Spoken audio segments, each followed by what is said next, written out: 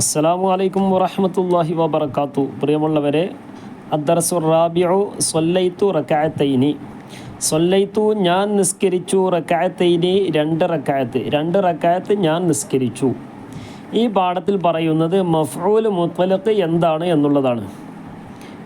മഫ്ഊൽ മുത്ലഖ് എന്ന് പറഞ്ഞാൽ മസ്ദറാണ്. കഴിഞ്ഞ പാഠത്തിൽ പറഞ്ഞതുപോലെ ഇതും ഒരു മസ്ദറാണ്. ഈ മഫ്ഊൽ മുത്ലഖ് 3 രൂപത്തിൽ വരും. ഒന്ന്, അതിൽ രണ്ടാമത്തെ പാരഗ്രാഫിലെ രണ്ടാമത്തെ വരിയിലുണ്ടല്ലോ, മസ്ദറുൻ ദുകിറ ബഅദ ഫിഇലിഹി ലി ബയാനി നൗഇൽ ഫിഇലി ഔ ലി തഅകീദിൽ ഫിഇലി ഔ ലി ബയാനി അദദിഹി. 3 രൂപത്തിൽ വരുമെന്ന് പറഞ്ഞു. പ്രവൃത്തിയുടെ ഇനം വിശദീകരിക്കാൻ വേണ്ടി, ഒരു പ്രവൃത്തിയെ ഒരു പ്രവൃത്തിയുടെ ഇനം അതിന് മുമ്പ് ഒരു പ്രവൃത്തി പറഞ്ഞിട്ടുണ്ടാവും. ആ പ്രവൃത്തിയുടെ ഇനം വിശദീകരിക്കാൻ വേണ്ടിയോ, അല്ലെങ്കിൽ ഒരു പ്രവൃത്തിയെ ശക്തിപ്പെടുത്താൻ വേണ്ടിയോ, അല്ലെങ്കിൽ ഒരു മുമ്പത്തെ പ്രവൃത്തിയുടെ എണ്ണം വിശദീകരിക്കാൻ വേണ്ടിയോ, ഇങ്ങനെ 3 രൂപത്തിൽ വരും. അങ്ങനെ വന്നാൽ അതാണ് മഫ്ഊൽ മുത്ലഖ്. നമ്മൾ ഒന്നാമത്തെ പാഠത്തിൽ പഠിച്ചത് മഫ്ഊലും ബിഹി, രണ്ടാമത്തെ പാഠത്തിൽ മഫ്ഊലും ഫീഹി, മൂന്നാമത്തിൽ മഫ്ഊൽ ലഹു, നാലാമത്തിൽ മഫ്ഊൽ മുത്ലഖ്. മഫ്ഊലും ബിഹി എന്ന് പറഞ്ഞാൽ വീണ്ടും പറയുന്നത് ഒരുപാട് പ്രാവശ്യം ഇങ്ങനെ കേൾക്കുമ്പോൾ നമുക്ക് പെട്ടെന്ന് എന്ത് ചെയ്യും, അത് മനസ്സിലേക്ക് ഇങ്ങനെ ഓർമ്മ വരും. അപ്പോൾ മഫ്ഊലും ബിഹി എന്ന് പറഞ്ഞാൽ സാധാരണയുള്ള ഒരു മഫ്ഊലാണ്. ഖതലൽ അസദു അൽ അർനബ, സിംഹം മുയലിനെ കൊന്നു. സിംഹം കൊന്നു. ഖതലൽ അസദു അൽ അർനബ എന്ന് പറഞ്ഞാൽ മുയലിനെ. അപ്പോൾ എന്തിനെ, ഏതിനെ, പിന്നെ ആരെന്നൊക്കെ ചോദിക്കില്ല. ആ ഒരു ചോദ്യം അതിൽ വരുമെങ്കിൽ അതാണ് മഫ്ഊലും ബിഹി. ഇനി മഫ്ഊലും ഫീഹി എന്ന് പറഞ്ഞാൽ അത് ലർഫാണെന്ന് പറഞ്ഞു. ലർഫ് എന്ന് പറഞ്ഞാൽ ലർഫ് 2 വിധമുണ്ട്. ലർഫ് സമാന്, ലർഫുൽ മക്കാന്. ലർഫുൽ സമാൻ എന്ന് പറഞ്ഞാൽ ഒരു പ്രവൃത്തി സംഭവിച്ച സമയത്തെയോ, അല്ലെങ്കിൽ ലർഫുൽ മക്കാൻ എന്ന് പറഞ്ഞാൽ പ്രവൃത്തി സംഭവിച്ച സ്ഥലത്തെയോ സൂചിപ്പിക്കുന്നതാണെന്ന് പറഞ്ഞു. മൂന്നാമത്തെ മഫ്ഊലുൻ ലഹു, അത് മസ്ദറാണെന്ന് പറഞ്ഞു. പ്രവൃത്തി സംഭവിച്ച കാരണത്തെ വ്യക്തമാക്കുന്നു. ലറബൽ വാലിദു വലദഹു, പിതാവ് തൻ്റെ കുട്ടിയെ അടിച്ചു. എന്തിനാണ് ആ ഒരു പ്രവൃത്തി അടിച്ചു? ആ അടിച്ച കാരണം വ്യക്തമാക്കാണ്. ദീപൻ, അദബ് പഠിപ്പിക്കാൻ വേണ്ടി ഉപ്പ കുട്ടിയെ അടിച്ചു. അപ്പോൾ ഈ പ്രവൃത്തിയുടെ കാരണം വ്യക്തമാക്കി എന്നുള്ളതാണ്. ഇനി ഈ പാഠത്തിൽ പറയുന്നത് മഫ്ഊൽ മുത്ലഖ് എന്താണെന്നുള്ളത്. മഫ്ഊൽ മുത്ലഖ് 3 വിധമാണ്. ഒന്ന്, പ്രവൃത്തിയുടെ ഇനം വിശദീകരിക്കാൻ വേണ്ടി, അല്ലെങ്കിൽ പ്രവൃത്തിയെ ശക്തിപ്പെടുത്താൻ വേണ്ടി, അല്ലെങ്കിൽ പ്രവൃത്തിയുടെ എണ്ണം വിശദീകരിക്കാൻ വേണ്ടി. അതിന് 3നും ഉദാഹരണം പറയുമ്പോൾ നമുക്ക് മനസ്സിലാവും. അതിന് ശേഷമുള്ള ഒരുപാട് ഉദാഹരണങ്ങളുണ്ട്. അതുകൂടി നമ്മൾ കഴിഞ്ഞ പാഠത്തിലും കൂടി ഉൾപ്പെട്ട ആ ഒരു ഉദാഹരണങ്ങളുണ്ടല്ലോ നമ്മുടെ 12ാമത്തെ പേജിൽ, അതുകൂടി ഒന്ന് നോക്കിയാൽ നമുക്ക് ഈ പാഠം നമുക്ക് പെട്ടെന്ന് മനസ്സിലാവും. പിന്നെ ഈ പാഠത്തിലുള്ള ഓരോ ഉദാഹരണങ്ങളുണ്ടല്ലോ, അതൊക്കെ നമ്മൾ ഒന്ന് ജസ്റ്റൊക്കെ ഒന്ന് പഠിച്ചു വെക്കണം. അതിലെ പാഠത്തിൽ പറഞ്ഞ 1ാമത്തെ പാരഗ്രാഫിലുള്ള ഒരുപാട് ഉദാഹരണങ്ങളുണ്ടല്ലോ, അതൊക്കെ നമ്മൾ എന്ത് ചെയ്യുക, ജസ്റ്റൊക്കെ ഒന്ന് പഠിച്ചു വെക്കുക. മഫ്ഊൽ മുത്ലഖിൽ ഒന്ന് പ്രവൃത്തിയുടെ ഇനം വിശദീകരിക്കാനാണെന്ന് പറഞ്ഞു. എൻ്റെ ഉദാഹരണം പാഠത്തിൽ തന്നെ ഉണ്ട്. ലാ തഖ്ഉദ്, അവിടെ ഒരു പ്രവൃത്തി പറഞ്ഞു, നീ ഇരിക്കരുത്. ഇരിക്കുക എന്നുള്ളൊരു പ്രവൃത്തി ഉണ്ടല്ലോ, ആ ഒരു ഇരിക്കരുത് എന്നുള്ള ഏത് ഇരുത്തം? ഖുഊദൽ കൽബി, നായയുടെ ഇരുത്തം. നായ ഇരിക്കുന്നത് പോലത്തെ ഒരു ഇരുത്തം നീ ഇരിക്കരുത്. അപ്പോൾ ഇവിടെ പ്രവൃത്തിയുടെ ആ ഒരു ഇനം വിശദീകരിച്ചു. ആ ഒരു രൂപത്തിലുള്ള ഒരു ഇരുത്തം നീ ഇരിക്കരുത് എന്ന് പറഞ്ഞു. അതേപോലെ തന്നെ പ്രവൃത്തിയെ ശക്തിപ്പെടുത്താൻ വേണ്ടി മഫ്ഊൽ മുത്ലഖ് വരും. അതെങ്ങനെ? ലറബ്തുഹു, ഞാൻ അതിനെ, അല്ലെങ്കിൽ ഞാൻ അവനെ അടിച്ചു. ലർബൻ, ഒരു അടി, ശക്തിയായ ഒരു അടി അങ്ങോട്ട് അടിച്ചു.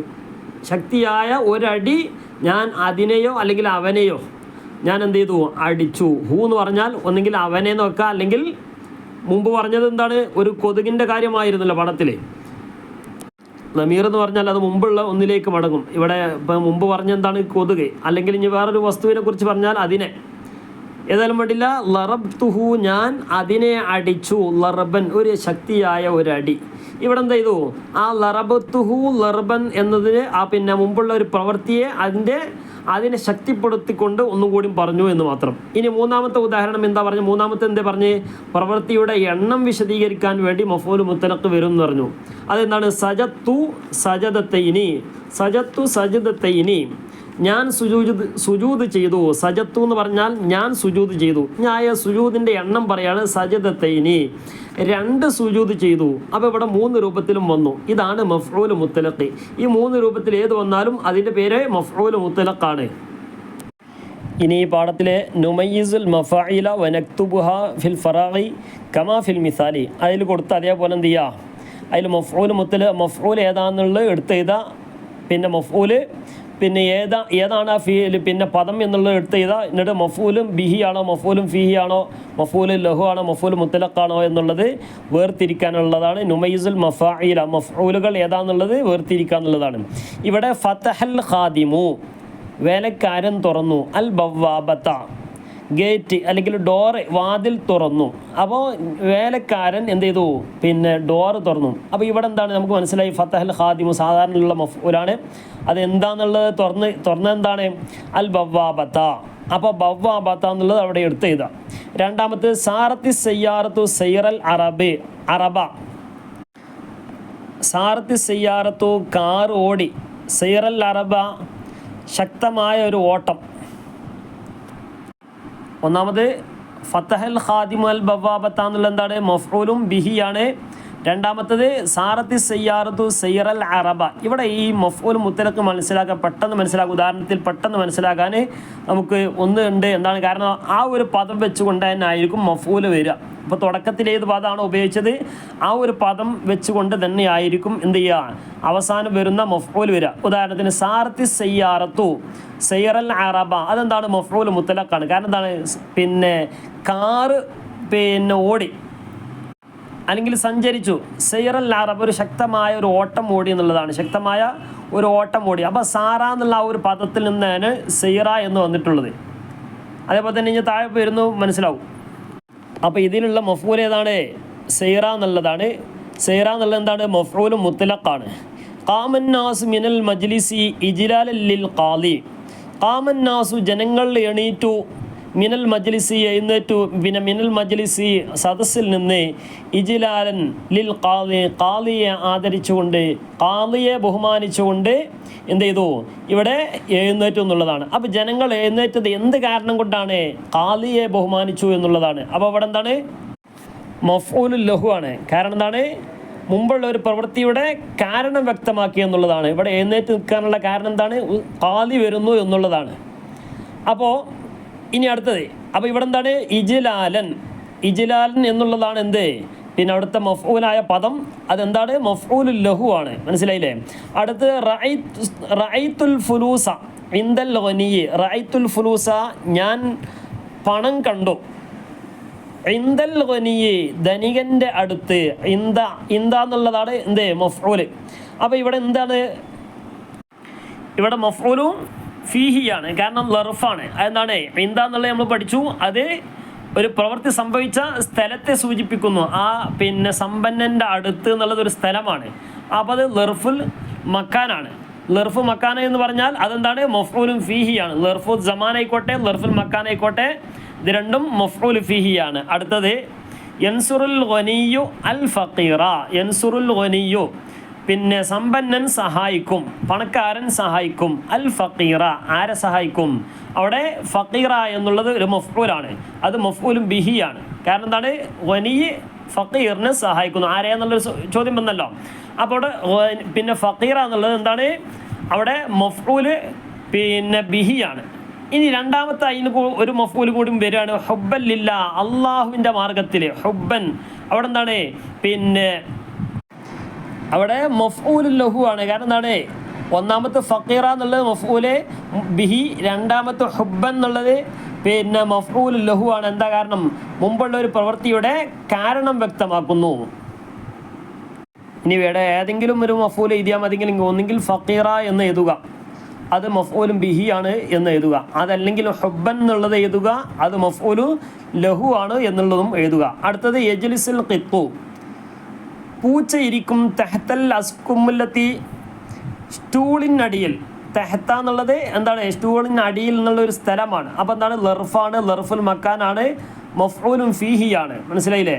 പൂച്ച ഇരിക്കും തെഹത്തൽ അസ്കുമുല്ലത്തി ഉസ്കുംലത്തി എന്താണ് സ്റ്റൂളിനടിയിൽ. അപ്പോൾ അത് തെഹത്ത എന്നുള്ളത് എന്താണ് ലർഫുൽ മക്കാനാണ്. അടുത്തത് ആശൽ ആലിമു ആലിം ജീവിച്ചു, പണ്ഡിതൻ ജീവിച്ചു. ഈശത്തൽ മസാക്കീൻ ദരിദ്ര ജീവിതം പണ്ഡിതൻ ജീവിച്ചു എന്നുള്ളതാണ്.